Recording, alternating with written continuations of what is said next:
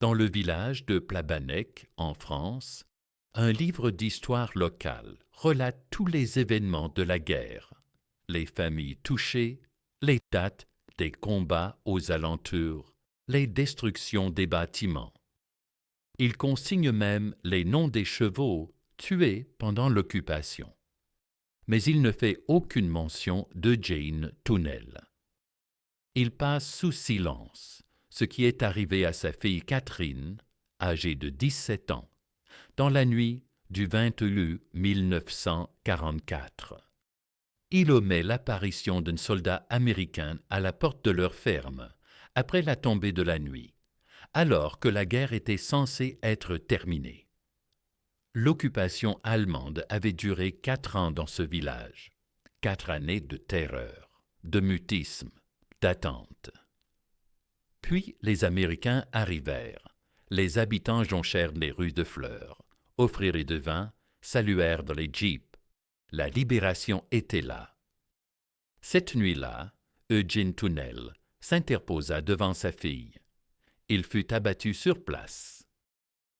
Ce qui advint ensuite à Catherine fut si intolérable, si humiliant pour 2 gouvernements, si menaçant pour le récit officiel du jour J, comme le plus grand triomphe militaire américain, qu'il fut étouffé, de manière officielle et méthodique, des 2 côtés de l'Atlantique. Catherine Tunnell porta ce secret dans son corps pendant 69 ans. Elle se construisit une existence, elle éleva ses enfants. Elle posa en souriant sur les photos. Elle fréquenta l'église. Elle vit grandir ses petits-enfants. Puis, en 2013, elle agonisait. Elle convoqua ses enfants un à son chevet. À chacun, elle raconte les faits de cette nuit du 20 août 1944.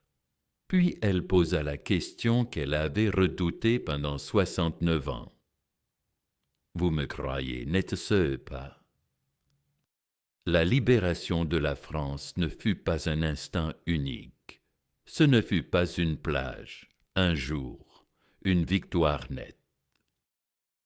Après le débarquement, les troupes américaines avancèrent à l'intérieur des terres, traversant la Normandie, la Bretagne, village après village, ferme après ferme. Et avec elles progressait autre chose que l'armée connaissait, recensait, documentait, avant de s'acharner à en contrôler le récit.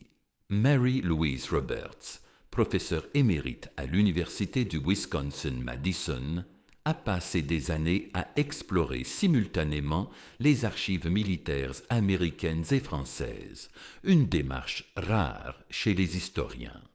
Ces découvertes ont donné naissance en 2013 à un ouvrage intitulé What Soldiers Do. Les propres rapports internes de l'armée américaine révèlent ceci. À la fin de l'été 1944, les plus hauts commandants du CHAEF, le quartier général suprême des forces expéditionnaires, allié dirigé par le général Eisenhower, savaient qu'il y avait, selon les termes de Roberts, un problème. Les journaux français en parlaient déjà. Les maires adressaient des plaintes officielles. Les rapports parvenaient au sommet de la hiérarchie. L'armée ne l'arrêta pas. Elle la géra. Voici à quoi ressemblait cette gestion. Sur les 152 soldats américains jugés pour agression en France après le jour J, 139 étaient noirs. Les soldats noirs représentaient environ 10% des forces combattantes.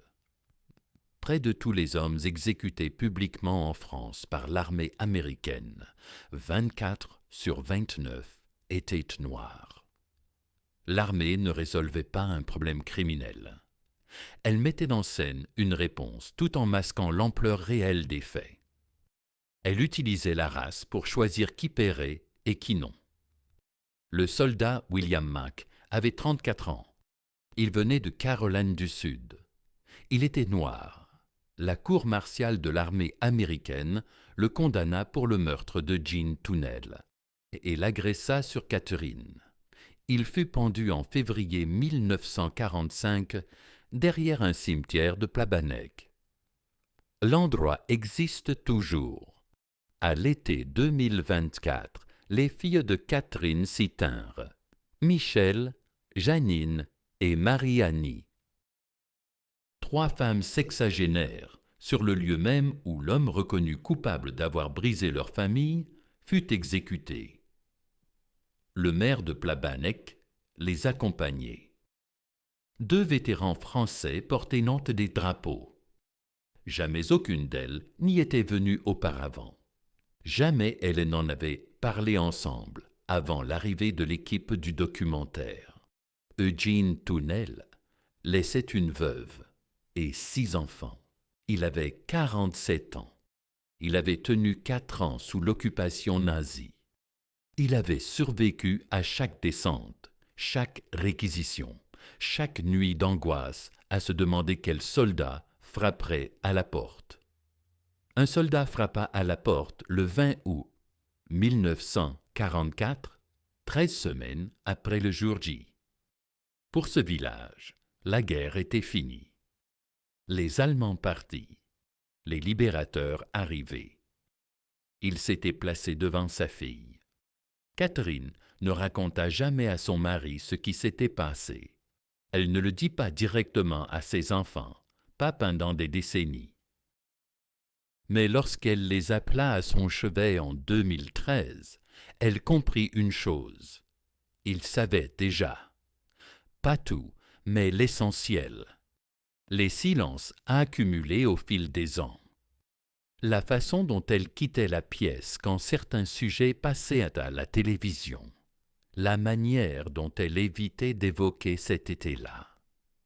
Sa fille Maranique s'émeut en se remémorant le moment où sa mère posa la question. « Vous me croyez, n'est-ce pas ?» Elle avait 80 ans. Elle portait cette interrogation depuis 69 ans. Le livre d'histoire de Plabannec ne mentionne toujours pas Eugene Tournel. Il consigne les chevaux. Le fils de Catherine, Jean-Pierre, tenait ce livre entre ses mains durant l'été 2024 et peinait à trouver ses mots.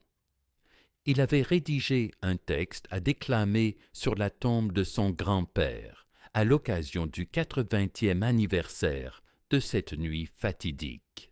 Les larmes aux yeux, il le lut d'une voix brisée.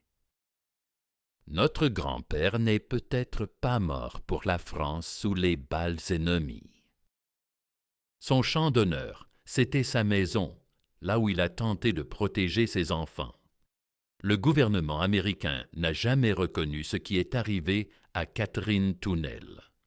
Pas d'excuses, pas de documents officiels, pas même un aveu que l'événement ait eu lieu.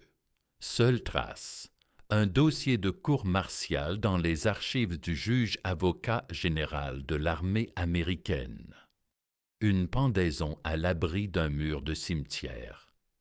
Une famille qui a tu son secret pendant 80 ans, car l'autre option, révéler la vérité sur ce qu'était la libération dans une ferme de Bretagne, la nuit de 20 août 1944, était une histoire que 2 gouvernements avaient jugée indigne d'être connue du monde. Catherine Tournel est partie sans avoir jamais entendu les mots qu'elle attendait depuis toujours. Ce sont ses petits-enfants qui les lui ont offerts sur sa tombe.